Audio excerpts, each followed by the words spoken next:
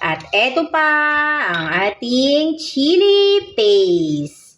Ang ating chili flakes na galing sa bote. Yan guys, ginawa ko yan with matching dahon ng laurel. Ayan, o, lagay. Meron pa tayo ditong luya guys, luya. Lagyan pa natin ng konti pang chili paste. Ayan, madami naman tayong chili flakes. Guys, alam nyo kung bakit dapat marami? Di naman naanghang yan, mawawala lang po ang lansa niyan. O, diba?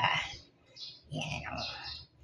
Bali, meron tayong chili flakes. So, lagyan naman natin ngayon ng chili oil. Guys, huwag kayong matakot na iyan ay super anghang. Hindi po. Pampatay lang po yan ng lansa. Ayan. Yan. Tapos, ang ating kamatis. Kamatis na galing doon sa tabi ng ilog. Ayan.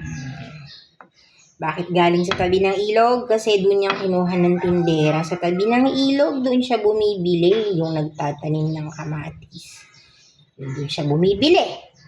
Ayan. So guys, ayan na.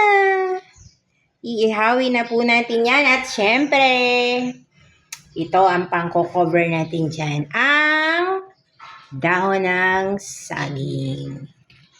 Okay, takpan. At kukuha na tayo ng ating suklob at ready to cook na tayo.